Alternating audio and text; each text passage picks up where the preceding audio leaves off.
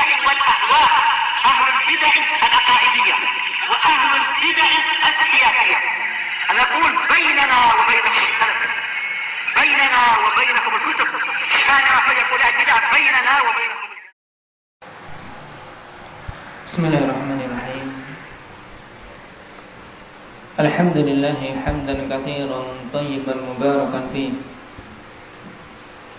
كما يحب ربنا ويرضى. أشهد أن لا إله إلا الله وحده لا شريك له، وأشهد أن محمدا عبده ورسوله صلى الله عليه وعلى آله وأصحابه ومن تبعهم بإحسان إلى يوم الدين. أما بعد. Ikhwani fillah rahimani wa rahimakumullah.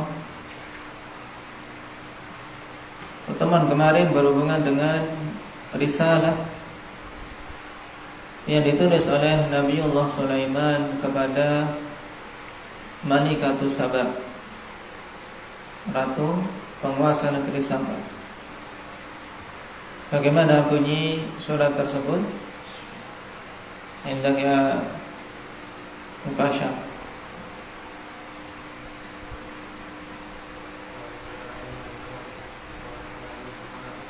Bunyinya saja.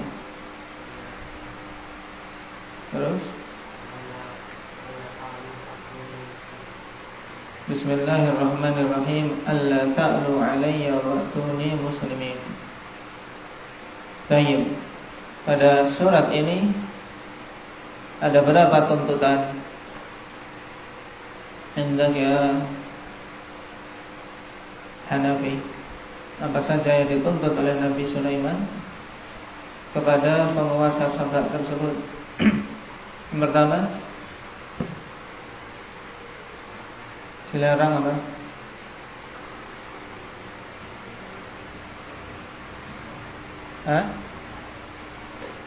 Ya, dilarang untuk tidak menyombongkan diri, menempatkan kerajaan mereka di atas kerajaan Sulaiman, dalam artian untuk tidak meninggikan mereka di atas kekuasaan Sulaiman.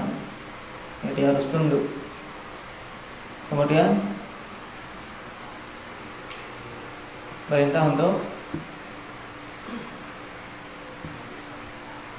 untuk mendudukkan diri-diri mereka kepada kekuasaan Nabi Sulaiman. Terus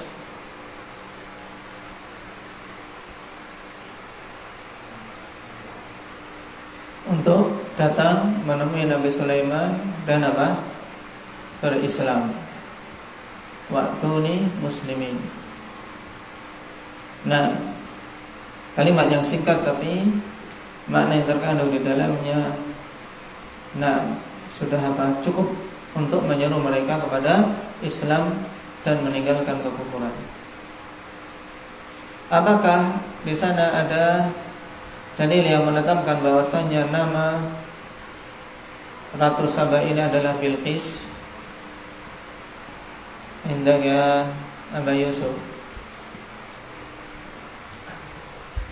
Tidak ada dalil yang sahih yang menyebutkan bahwasannya namanya Bilqis. Datang dalam kisah-kisah banyak disebutkan Khanifillah Ratu Bilqis. Dan kisah yang banyak. Sebagiannya mengatakan itu jin. Kemudian ketika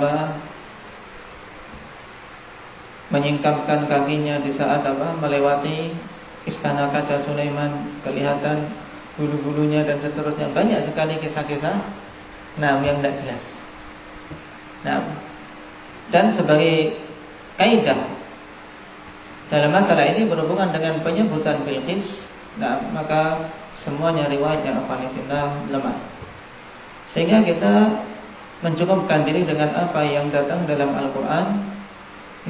Penyebutan bahwasanya dia itu penguasa Saba. Adapun namanya wallahu ta'ala alam. Tidak perlu kita berselisih tentang siapa namanya. Kenapa? Karena faedah yang bisa dipetik darinya sedikit. Yang terbesar yang kita petik dari kisah ini adalah bagaimana kejahilan mereka-mereka yang menyembah selain Allah Subhanahu wa taala. Dan tidak ada jalan untuk bisa selamat dan mencapai keberuntungan kecuali dengan berislam. Baik. Sekarang kita masuk pada pembahasan berikutnya. Qala al-muallif hafizahullah ta'ala, man huwa an-nabiyyu alladhi kana la ya'kulu illa min 'amali yadihi. Siapa itu nabi yang beliau dulu tidaklah makan kecuali dari hasil pekerjaan tangannya. Nah, siapa itu nabi yang beliau dulu tidak pernah makan kecuali dari hasil pekerjaan tangan beliau sendiri? Wal jawab Daud alaihi salatu wassalam. Itu adalah Nabiullah Daud. Apa hubungan Daud dengan Nabi Sulaiman? Indah ya Alif. Anak dan bapak. Siapa yang anak, siapa yang bapak? Daud bapak, Sulaiman anak. Nah, Tayyib Nabi Sulaiman ibnu Daud. Sulaiman ibnu Daud. Kenapa kita panjangkan wawunya Daud? Padahal di situ tidak ada tanda mat. Tapi ketika antum membaca Daud, alhamdulillah tidak boleh dalam Al-Quran Daud, tapi Daud ada apa? Matnya, mat tabi'i. Nah, dari mana dipanjangkannya ini?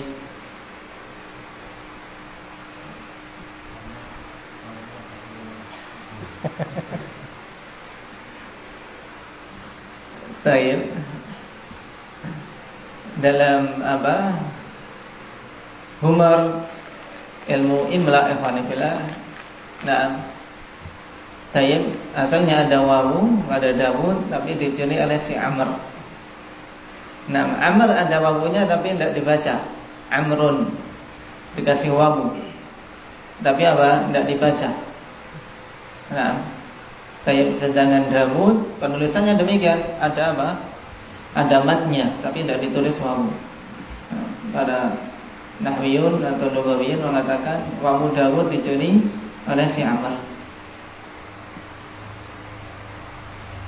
Mudahnya memang demikian Arab menuliskannya dan membacanya dengan mat. Daud. Wa dalilu hadits Abi Hurairah radhiyallahu anhu an Rasulillah sallallahu alaihi wasallam anna Daud dan Nabiyya alaihi salam kana la ya'kulu illa min 'amali yadihi. Rawahul Bukhari. Dalilnya adalah hadits Abi Hurairah radhiyallahu anhu dari Rasulullah sallallahu alaihi wasallam bahwasanya Nabi Daud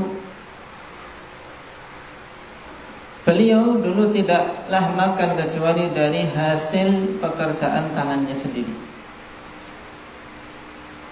Dan ini salah satu keutamaan beliau, di mana Nabi sallallahu alaihi wasallam kabarkan tentang bagaimana Nabi yang sekaligus raja.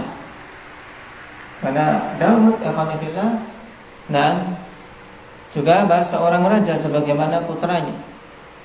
Nah, Nabi Sulaiman, Allah Subhanahu wa taala berikan kekuasaan kepada beliau, tapi dalam keadaan demikian beliau tetap tidak makan kecuali dari hasil tangannya.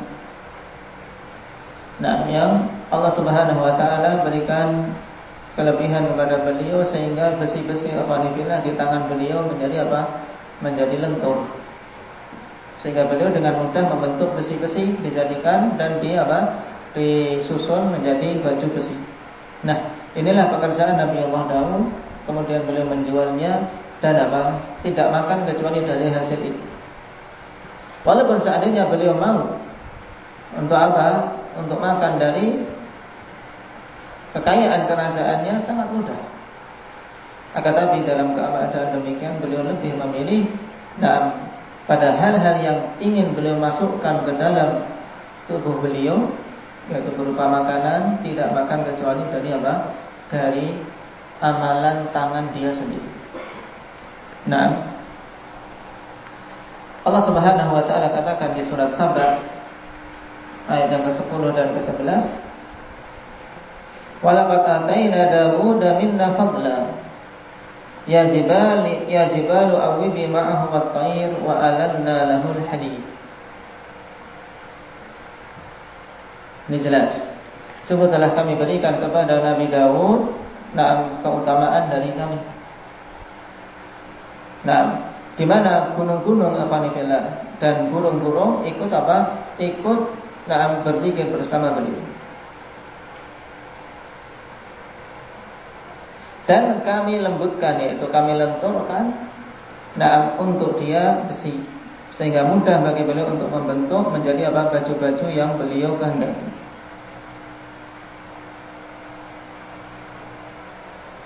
Dan dalam surat Al-Anbiya Allah Subhanahu wa taala katakan, "Wa 'allamnahu san'ata labusin lakum lituhsinakum min ba'sikum fa hal antum syakirun."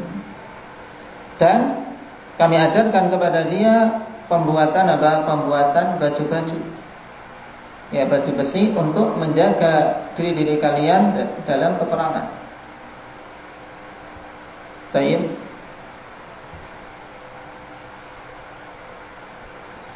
Dan ketika membuat baju besi tersebut, Allah Subhanahu wa taala berikan kemudahan ikhwanillah. Allah bimbing, kemudian ajarkan juga apa? Waqaddir fis sar. Ya, waqaddir fis sar. Animal sabighat waqaddir fis sar. Dikatakan makna waqaddir fis sar ay la taduqqal mismar fayuflim wa la tughallidhu fayufsim. Yaitu Allah ajarkan sehingga apa? Bisa mengira-ngirakan ukuran yang pas dalam apa? Dalam menyusun baju-baju besi tersebut, sehingga tidak terlalu kecil boleh memakai pakunya dan juga tidak terlalu besar sehingga merusak besinya. Tapi intinya Allah Subhanahu wa taala berikan taufik kepada Nabi yang mulia ini ikhwanillah untuk bisa dengan tangan beliau membuat baju besi yang dengannya beliau mendapatkan penghasilan. Walaupun beliau seorang khalifah, seorang raja di muka bumi saat itu.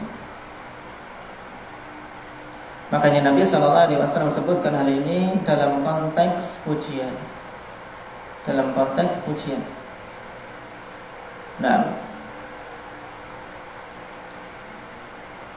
Dan pada kelengkapan hadits ini terdapat faedah lain yang penting juga.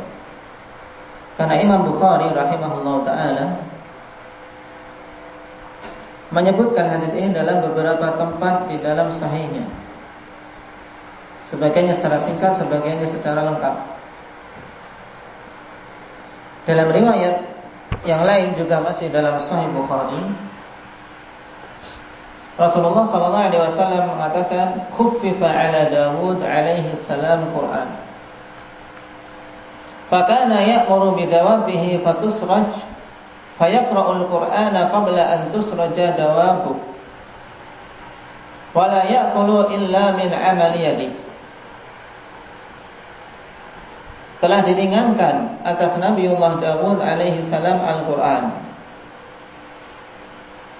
Seorang mungkin bertanya-tanya bagaimana Nabi Dawud kok diringankan untuk membaca Al-Quran.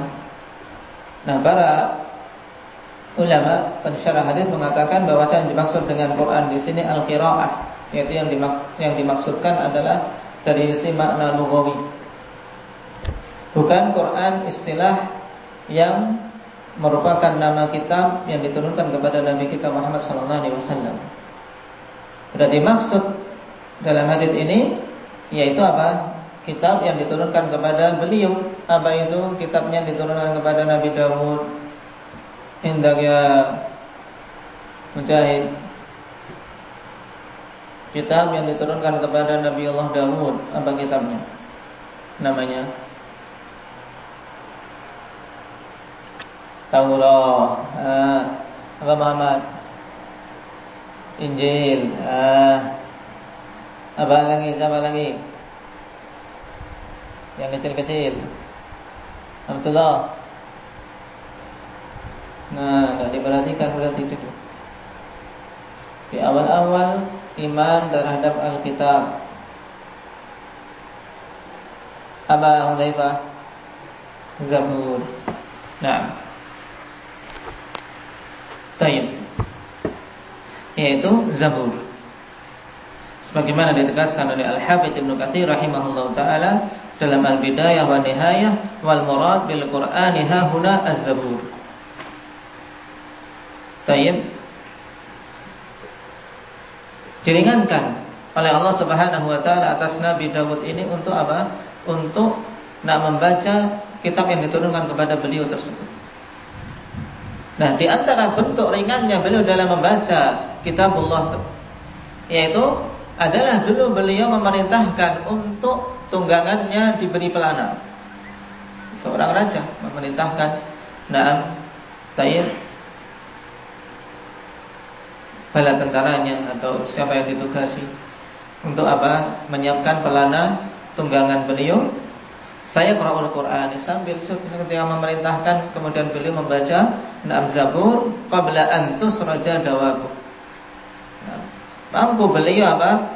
Membaca dengan bacaan selesai sebelum apa? Sebelum kendaraannya tadi selesai dipasang pelana. Ini menunjukkan apa? Ringannya lisan beliau ikhwani fillah, yang tentunya bacaan para anbiya bukan bacaan sekedar di mulut saja, bacaan yang juga mereka tadabburi. Bahkan karena merdunya suara Dawud ikhwani fillah, maka apa? Gunung-gunung, juga apa? Burung-burung ikhwani fillah ikut bertasbih bersama Nabi yang mulia ini. Wasakharna ma'a Dawud al-jibala yusabbihna wat-tayr. Kami tundukkan bersama Dawud gunung-gunung dan apa? Burung-burung. Ikut apa? Bertasbih bersama Nabi Allah Dawud. Dan memang sebagaimana diterangkan oleh para ulama afanillah bahwasanya Zabur berbeda dengan kitab yang lain seperti Taurat, Injil maupun Al-Quran. Karena Allah Ta'ala alam, mereka mengatakan bahwasanya Zabur isinya adalah puji-pujian untuk Allah, berisi tasbih, tidak ada ahkam di sana. Ini perbedaan Zabur dibandingkan kitab yang tiga, ya, Taurat, Injil maupun Al-Quran.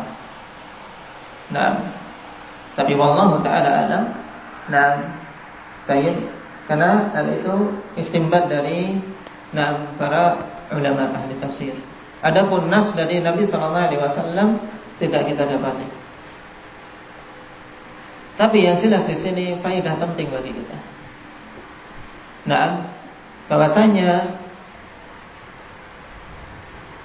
seseorang afanillah hendaknya mengharap kepada Allah Subhanahu wa taala untuk bisa diberi apa? Diberi keringanan di dalam apa? Membaca kitabullah. Sehingga apa? Tidak berat. Semudah apapun kalau Allah Subhanahu wa taala beratkan perkara itu, ikhwanillah, tidak akan bisa seorang untuk melakukannya. Tapi ketika Allah memberikan keringanan di dalam hatinya, kemudian mulutnya, maka akan mudah. Maka ini yang kita minta pada Allah Subhanahu wa taala. Sehingga tidak heran kalau para ulama terdahulu akhwanillah, mereka mampu membaca Al-Quran. Sebagiannya satu rakaat, sebagaimana riwayat yang sahih dari Utsman bin Affan, satu rakaat mengkhatamkan Al-Quran. Kenapa? Apakah kemudian kita katakan bacaan para sahabat ini bacaan ngebut, kemudian tidak dipikirkan? Tentunya bacaan para sahabat tidak demikian. Tapi dikarenakan memang Allah Subhanahu wa taala meringankan bacaan tersebut pada diri mereka. juga Allah berikan barokah pada waktu yang ada pada mereka. Nah, maka di zaman ini akhwanifillah, kita harus lebih menyemangati diri untuk apa? Untuk mendekat pada Al-Quran. Jangan sampai tergantikan dengan HP-HP. Kalau kita di markis seperti ini, mungkin tidak begitu terasa. Coba kalau keluar melihat yang dulu kebanyakan ikhwah, ahli sunnah pergi, biasanya ada mushaf kan. Istirahat menunggu yang dibuka mushaf. Sekarang istirahat menunggu yang dibuka tayyib, WA, dan yang lainnya, internet dan seterusnya. Dan memang mujarrab. Dalam artian hal ini tidak bisa kita pungkiri. Hati-hati ini yang memang butuh kita perbaiki. Karena seandainya hati itu bersih, akhwanifillah, kita tidak pernah merasa puas dari membaca Al-Quran. Nah, sebagaimana perkataan Utsman bin Affan radhiyallahu anhu. Nah, nasallallahu al-afiyata wassalamah. Jadi Nabi Allah Daud diberi kemuliaan dari sisi ini. Dan itu suatu hal yang apabila seorang mendapatkannya, pantas baginya untuk bersyukur pada Allah Subhanahu wa taala dengan kesyukuran yang banyak. Bisa membaca Al-Quran, hatinya condong kepada Al-Quran. Nah, kemudian ringan, bacaannya tidak berat. Nah,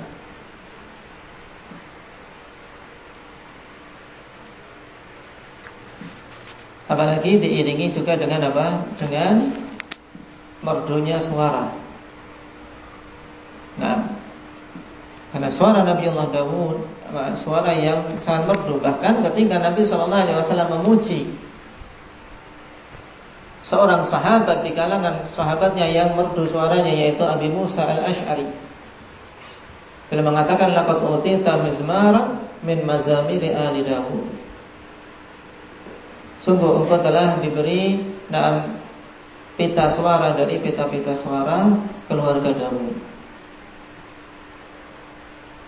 Nah, dan tentunya yang namanya suara anugerah. Masing-masing, yarhamukallah, masing-masing telah Allah Subhanahu wa taala beri, tinggal disyukuri, dimanfaatkan. Bukan kemudian suaraku jelek, tidak usah membaca Al-Quran, tidak. Nah, tapi itu kelebihan tersendiri tatkala seorang memiliki suara yang bagus, maka dimanfaatkan. Kemudian perkara yang lain yang berhubungan dengan Nabi Daud, nah, yaitu hal yang sangat penting untuk kita teladani, yaitu apa? Kesyukuran beliau. Nah, kesyukuran beliau dan bagaimana beliau mewujudkan kesyukuran tersebut. Allah Subhanahu wa taala berikan kemuliaan yang sangat banyak kepada nabi ini. Nah, dari sisi agama beliau seorang nabi, dan jelas ini tingkatan paling tinggi. Nah, dari kalangan makhluk.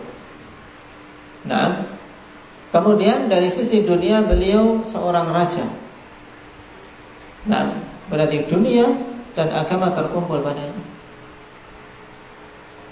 Tapi hal itu akhwanifillah tidak menjadikan beliau kemudian sombong dan congkak di muka bumi, tapi menjadi seorang hamba yang senantiasa bersyukur, mewujudkan perintah Allah, i'malu ala Dawud syukra wa qalilun min ibadiyasy syakur. Ini perintah Allah Subhanahu wa taala. Nah, beramallah wahai keluarga Dawud sebagai bentuk kesyukuran. Jadi kesyukuran itu akhwanifillah bukan hanya dengan dengan lisan kita, tapi wujudkan dengan amalan sebagaimana dalam ayat ini, i'malu, ya, beramallah kalian. Nah, beramallah kalian wahai keluarga Daud sebagai bentuk kesyukuran. Dan kita lihat, nah, kesyukuran Nabi Daud bagaimana akhwanifillah dalam ibadah beliau, amalan-amalan sunnah yang beliau lakukan menjadi amalan-amalan terbaik. Bagaimana beliau membagi waktu. waktu dalam puasa. Nah, puasa yang beliau lakukan adalah puasa yang paling utama. Nah, dalam puasa sunnah. Nah, puasa Nabiullah Dawud. Nah, sum yauman wa aftir yauman, kata Nabi sallallahu alaihi wasallam. Yaitu berpuasa sehari dan berbuka sehari. Berpuasa sehari, berbuka sehari. Baik. Dan Nabi sallallahu alaihi wasallam katakan ketika membimbing Abdullah bin Amr al-As yang merasa ingin lebih. Nah, beliau seorang yang senantiasa berpuasa tiap harinya, maka ditegur oleh Nabi sallallahu alaihi wasallam. Dibimbingkan untuk menempuh dan memilih puasa yang ringan. Mulai dari sebulan engkau puasa 3 hari saja. Mengatakan aku masih mampu wahai Rasulullah. Dan kemudian dibimbingkan untuk setiap 10 hari 1 hari. Nah, dan yang 9 hari dia mendapatkan pahalanya. Tetap masih mampu untuk yang lebih dari itu. Diperintahkan untuk berbuka 2 hari, berpuasa sehari. Mengatakan masih mampu. Dan yang terakhir beliau bimbingkan untuk sum yauman wa aftir yauman. Nam saumu Nabiyillahi Dawud. Fa innahu kana a'badan nas wa la tazid alaihi. Ya, puasalah sehari dan berbukalah sehari, dan itu adalah puasa Nabi Dawud, yang beliau adalah orang yang paling ahli ibadahnya di kalangan manusia. Wa kana a'badan nas. Dan jangan engkau tambah dari tata cara puasa tersebut. Dan dalam riwayat yang lain Rasulullah SAW mengatakan, ikhwani fillah, la afdala min dzalik. Tidak ada yang lebih utama daripada puasa Nabi Dawud ini, dari puasa-puasa sunnah secara umum. Nah, ini menunjukkan keutamaan beliau, di mana beliau tata cara puasanya saja kemudian ditetapkan dalam syariat ini sebagai tata cara puasa sunnah yang terbaik. Kemudian dari sisi salatnya juga. Dari sisi salatnya, akhwani fillah, Nabi sallallahu alaihi wasallam mengatakan ahabbus salati ila Allah salatu Dawud alaihi salam wa ahabbus siyami ila Allah siyamu Dawud.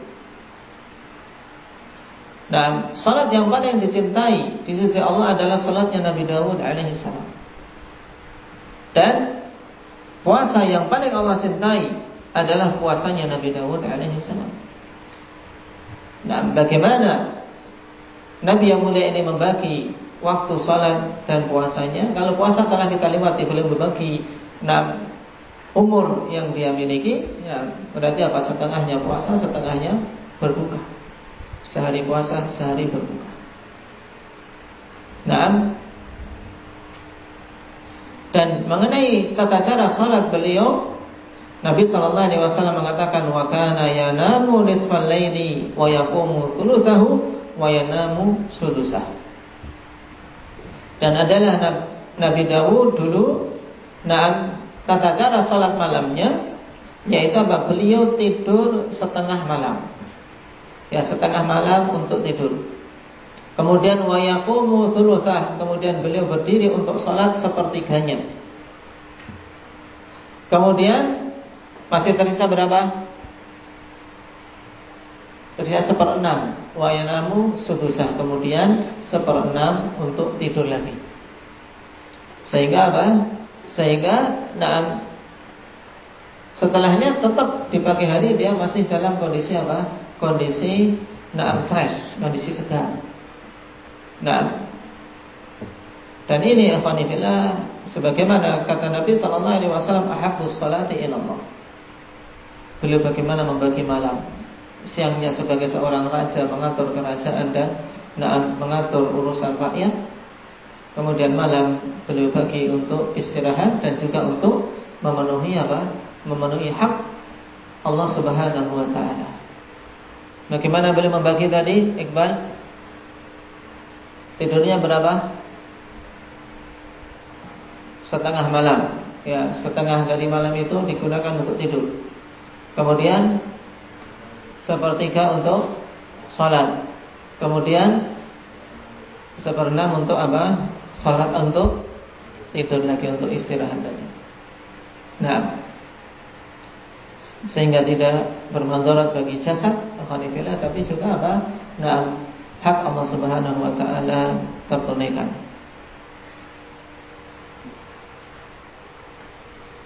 Dan riwayat ini semuanya alhamdulillah masuk dalam hadis Abdullah bin Amr bin Al-As radhiyallahu anhuma yang dikeluarkan oleh Imam Bukhari dan Muslim.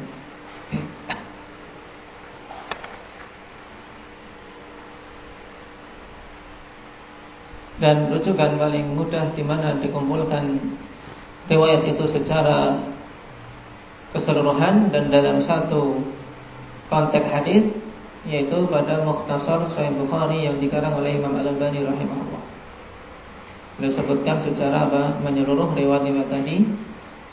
Nah, dalam satu konteks hadis.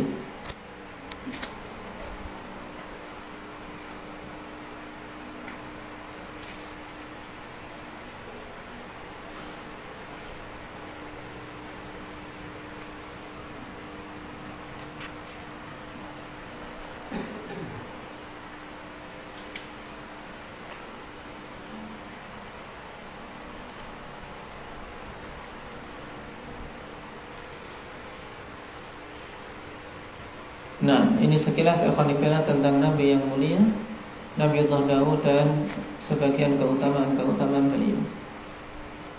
Yang tentunya contoh paling penting untuk kita ambil adalah bagaimana dalam menunaikan hak Allah Subhanahu wa taala pada peribadatan. Karena ini merupakan bentuk kesyukuran kita.